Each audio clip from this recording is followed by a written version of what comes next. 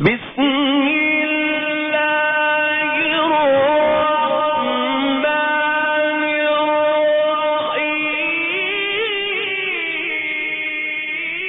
بس بسا ڈالنے والے ہیں، خصوصاً مومنین میں انہوں نے ایک نئی روش اختیار کی ہوئی ہے کہ مومنین کو علماء سے دور کرتے ہیں، مومنین کو علماء سے دور کرتے ہیں۔ وجہ کیا ہے کہ اگر انسان علماء سے دور ہو گئے، اگر انسان جو ہے مومنین علماء سے دور ہو گئے، ظاہراً ان میں شعور ختم ہو جائے گا۔ جب شعور ختم ہو جائے گا تو ہم ان پہ حملہ کرنا ہمارا آسان ہو جائے گا۔ وجہ ہے معصوم علیہ السلام نے بھی کہا، رسول اللہ صلی اللہ علیہ وآلہ وسلم، رسول خدا نے بھی ارشاد فرمایا کہ ایک ایسا زمانہ آئے گا کہ جب لوگ اپنے علماء سے دور ہو جائیں گے، جب ایسا دور آ جائے گا تو خداوند عالم کی ذات ان لوگوں پر دو قسم کے عذاب کو مسلط کر دے گا۔ ایک عذاب یہ ہے کہ خداوند عالم اس پہ ظالم و جابر حکمران کی حکمرانی کو رکھ دے گا، دوسرا اس کے رزق سے برکت کو اٹھا دے گا۔ آپ دیکھ رہے ہیں، مشاہدہ کر رہے ہیں کہ کیسے کیسے حکمران آ رہے ہیں مسلمانوں کے اوپر، اور ہماری اتنا کمانے کے بعد پھر بھی ہم مایوس رہتے ہیں کہ ہمارا خرچ ہو جاتا ہے، برکت نہیں ہے۔ تو کیا وجہ ہے کہ علماء سے دوری، علماء سے دوری کی وجہ یہ ہے کہ خدا نے ہم پہ ظالم و جابر حکمران کی حکمرانی کو رکھا ہے، اور خداوند عالم کی ذات نے ہمارے رزق سے برکت کو اٹھا دیا۔ توجہ کیجئے گا کہ خداوند عالم نے کتنی عظمت سے نوازا ہے علماء کو کہ مولا امام علی علیہ السلام نہج البلاغہ میں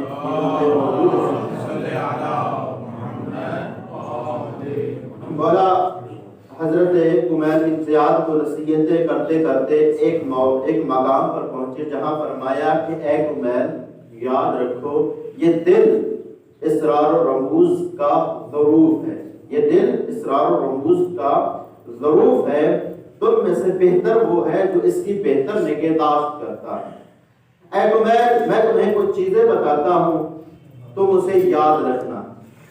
مولا فرماتے ہیں لوگ دنیا میں تین قسم کے لوگ ہیں۔ پہلی قسم عالم ربانی، عالم دین، دوسری قسم متعلم جو ہمیشہ نجات کی جستجو میں رہتا ہے، اور تیسری وہ قوم جو ہر پکارنے والے کے پیچھے چل پڑتی ہے اور ہر ہوا کے رخ پہ اپنا رخ کو تبدیل کر لیتی ہے۔ تو فرمایا کہ یہ تیسری جو قوم ہے یہ ذلیل و خوار ہوگی، اور مولا نے فرمایا کہ اے کمیل یاد رکھ، خداوند عالم نے علم کو مال پہ فضیلت دی ہوئی ہے۔ علم باقی رہنے والا ہے، مال ختم ہونے والا ہے۔ علم وہ آپ کی حفاظت کرتا ہے، مال کی تم حفاظت کرتے ہو۔ مال اسی دنیا میں رہنے والا ہے، لیکن مال دنیا ہے، وہ اسی دنیا میں رہے گا، لیکن علم تمہارے ساتھ تمہاری قبر میں داخل ہوگا۔ تو برادران محترم مومنین کرام، یہ بات اس لیے میں کر رہا ہوں کہ خداوند عالم نے ہمیں شیعان حیدر کرار کو ایک ایسا پلیٹ فارم دیا ہے جس پلیٹ فارم کے تحت ہم دنیا کا نقشہ بدل سکتے ہیں۔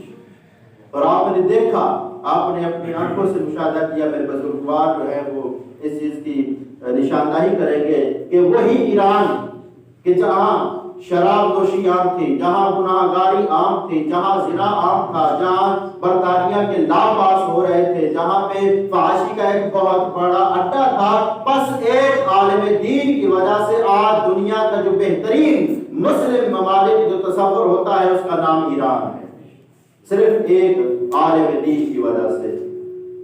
اور اسی طرح چلے دور نہیں جاتے، ہم نزدیکی اپنے رجوع کی بات کر لیں۔ میں نے تو نہیں دیکھا کہ پہلے کیا ہوتا تھا، میں نے مومنین سے سنا ہے کہ پہلے یہاں شراب نوشی عام تھی، ایسے ہی ہے، شراب نوشی عام تھی، یہاں پہ ایک مدرسہ بنا، علماء کرام نے بر کیا، تو خداوند عالم نے ان علماء کے طفیل سے، اس مدرسے کے طفیل سے اب پورا کا پورا گاؤں تقریباً صاف ہو چکا ہے جیسی بیماریوں سے۔ تو کیا ہے، خداوند عالم کی ذات نے ہمیں ایک پلیٹ فارم دیا ہوا ہے۔ فرمایا کہ العلماء باقون، یہ علماء باقی رہنے والے ہیں۔ جس طرح فرمایا کہ جس طرح دن اور رات باقی رہتے ہیں، اسی طرح یہ علماء بھی باقی رہتے ہیں۔ اور فرمایا کہ العلماء حی، عالم دین زندہ رہنے والا ہے، اگرچہ وہ مردہ ہی کیوں نہ ہو۔ اگرچہ وہ مردہ ہی کیوں نہ ہو، عالم دین زندہ رہنے والا ہے۔ اور فرمایا جاہل اور بے عقل انسان جو ہے وہ اگرچہ زندہ ہی کیوں نہیں ہے، وہ مردہ تصور کیا جاتا ہے۔ خدا نے اس علم میں اتنی برکت رکھی ہے، عالم دین کے پیچھے چلنا یہی شعور ہے۔ ابتدائی اسلام کو دیکھ لیں، یا کائنات جب اس دنیا میں معرض وجود میں آئی ہے تو خدا نے علم کو فضیلت بخشی ہے۔ آدم علیہ السلام کو اگر خداوند عالم کی ذات نے ان فرشتوں پر جو اللہ کے مقدس فرشتے ہیں تو ان کے سامنے کیوں فضیلت بخشی ہے؟ فقط اور فقط کہ خداوند عالم نے وعلم آدم الاسماء، کہ اللہ رب العزت نے آدم کو اسماء یعنی علم سے نوازا تھا۔ یہی وجہ ہے کہ عابد و عالم میں فرق دیکھیے کہ یونس علیہ السلام کا واقعہ دیکھتے ہیں کہ جب ایک پیغمبر خدا ان پہ عذاب کا حکم دے دیتا ہے کہ تم پہ عذاب آ جائے گا، عابد اور عالم میں کتنا فرق ہے۔ وہ عابد بھی یہی چاہتا ہے، جب مشورہ ہوا نا دونوں سے، دو ہی پیروکار تھے، مشورہ ہوا کہ کیا کرنا چاہیے، خدا سے عذاب کی درخواست کرنی چاہیے یا نہیں، عابد کہتا تھا کہ کریں، جس طرح کی یہ قوم ہے اس لیے آپ عذاب کی درخواست کریں، لیکن وہ عالم کہتا تھا کہ نہ، آپ یہ نہ کریں، آپ اللہ سے عذاب کو نہ طلب کریں۔ اب توجہ کیجئے گا، جب حضرت یونس علیہ السلام نے اللہ سے عذاب طلب کر لیا، عذاب کے آثار بھی نمودار ہو گئے، پھر جب عالم آئے، عالم دین نے سب کو مشورہ کیا کہ تم اگر صحرا میں چلے جاؤ گے، خدا کی بارگاہ میں نظر و بازاری کرو گے تو یہ عذاب آیا ہوا بھی واپس پلٹ جائے گا۔ ایک عالم دین کی وجہ سے خداوند عالم، اس کے ایک مشورے کی وجہ سے خدا نے اپنے عذاب کو واپس موڑ لیا۔ تو یہ ہے عالم کی برکات۔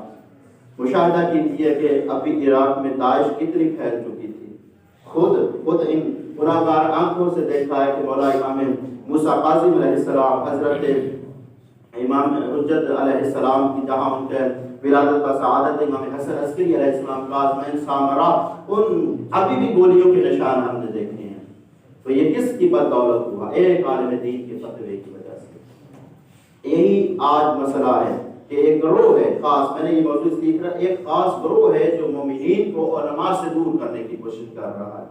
آپ نے خود مشاہدہ کیا کہ جب دھرنے شروع ہوئے ہیں، بعض دفعہ ہم کہتے ہیں کہ علماء نے ہماری خاطر کیا کیا، اب دور نہ جائیے، علماء نے ہی دیکھیے دھرنے لگائے ہیں۔ حسن ظفر نقوی صاحب، ان کی مثال لیجئے کہ ان کی والدہ علیل ہیں، بیمار ہیں، اور ان کی علالت 3 دن سے زیادہ ہو گئی، لیکن عالم دین نے اپنی والدہ کی اس عیادت کو چھوڑ کر دھرنے میں آیا ہے اور شہداء کے حق میں آ کر بیٹھا ہے، پیچھے سے والدہ فوت ہو گئی ہے۔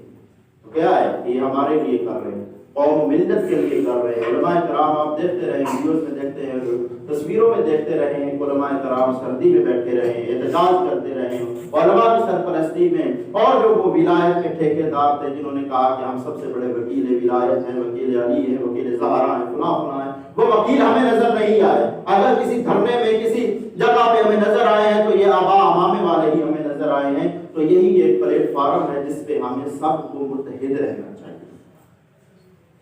حضرت لقمان نے اپنے بیٹے کو نصیحت کی کہ اے بیٹا، یاد رکھو ہمیشہ دانش مندان یعنی علماء کی صحبت میں بیٹھو، کیوں اگر تم پھسلنے لگے تو ان کی باتوں کی وجہ سے، ان کے جو بیانات ہیں ان کی وجہ سے واپس تو اپنی جگہ پہ آ جائے گا۔ پھر انہوں نے بارش کی مثال دی کہ جب ایک زمین جو ہے وہ خشک ہو جاتی ہے اور جب اس پہ دوبارہ بارش ہو جاتی ہے وہ تر ہو جاتی ہے، اسی طرح اگر تم سے کوئی تقویٰ دور ہوتا گیا تو جب تم عالم دین دانش مندان لوگوں میں بیٹھو گے تقویٰ تمہارے اندر دوبارہ واپس پلٹ آ جائے۔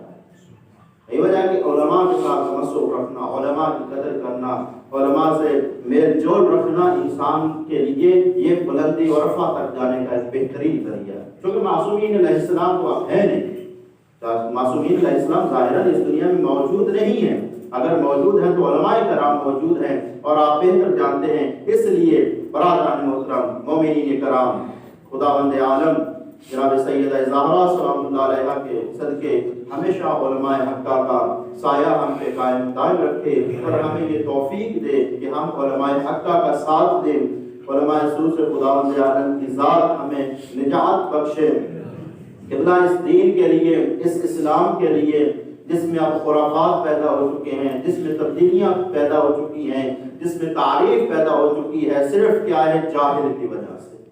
اگر یہ جاہل انسان نہ آئے ممبروں پہ، یا اگر یہ نہ آئے تو یہ کبھی بھی دین نہیں بدل سکتا تھا۔ قبلہ نے کل بڑی ایک خوبصورت بات کی تھی کہ فقط اگر یہ ایام فاطمیہ، یہ عاشورہ واقعہ نہ ہوتی، اگر ایام فاطمیہ کو زندہ رکھا جاتا، میں نہیں لے رہا کہ دور ہے، اگر ایام فاطمیہ، اگر عاشورہ کبھی بھی برپا نہ ہوتی، اگر ایام فاطمیہ کو زندہ رکھا جاتا، کبھی بھی ایام فاطمیہ برپا نہ ہوتی اگر غدیر کو زندہ رکھا جاتا۔ تو یہ ایام ہمیں منانے چاہیے اور علماء کا ساتھ دینا چاہیے۔ اس دین پہ بہت خرچ ہوا ہے محمد و آل محمد کا، ہم تک یہ دین پہنچائے میرے محترم مومنین کرام، عزاداران امام صلی اللہ علیہ وسلم بڑے آسان طریقے کے ساتھ پہنچائے، لیکن اس دین کی خاطر علماء نے خصوصاً محمد و آل محمد نے بڑی قربانیاں دی۔ ایک سید ذاتی کی قربانی میں آپ کی خدمت میں عرض کروں، عزاداران امام حسین علیہ السلام اس دین کی خاطر بڑی قربانی دی ہے۔ جناب سیدہ زینب سلام اللہ علیہا، کیا ضرورت تھی؟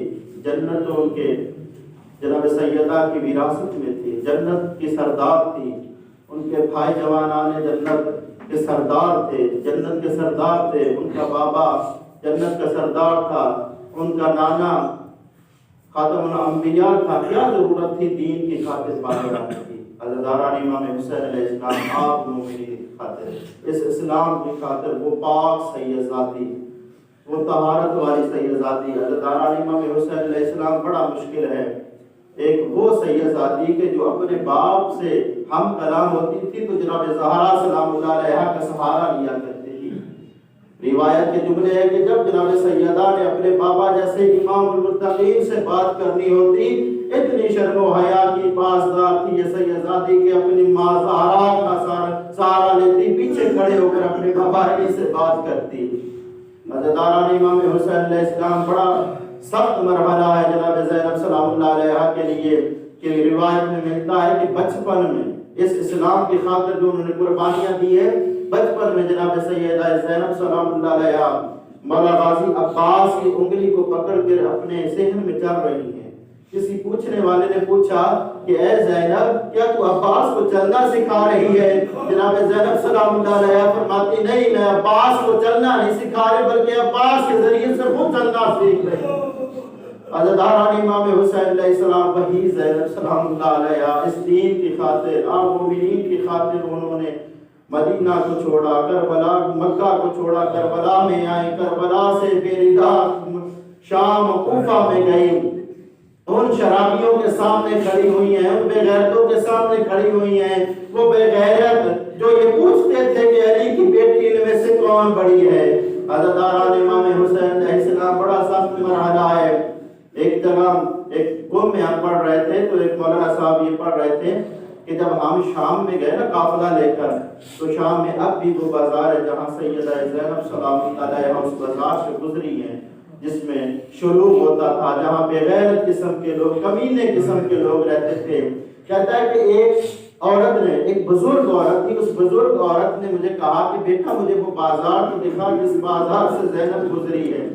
عزاداران امام حسین علیہ السلام وہ طالب علم کہتا ہے کہ میں نے کہا کہ اے خاتون تو اس بازار کو نہ دیکھ، تیرے میں اتنی جرت نہیں کہ تو اس بازار کو دیکھ سکے، یہ تازہ بات ہے، اب کی بات ہے۔ عزاداران امام حسین علیہ السلام جب اس خاتون کا اصرار بڑھانا میں اس بازار کو دیکھنا چاہتی ہوں، عزاداران امام حسین علیہ السلام وہ طالب علم لے کر اس بڑی خاتون کو اس بازار میں گیا ہے، چند قدم اس نے رکھے اور واپس پلٹنے شروع ہو گئی ہے۔ وہ کہتی ہے جب عالم دین نے، اس طالب علم نے پوچھا نا اب کیا ہو گیا ہے، وہ کہتی ہے کہ کہاں یہ کوفیے کمینوں کا بازار، کہاں مجھ جیسی عورت۔ عزاداران امام حسین علیہ السلام یہ تو اب کی بات ہے، وہ بازار 1400 سال پہلے کا ہے۔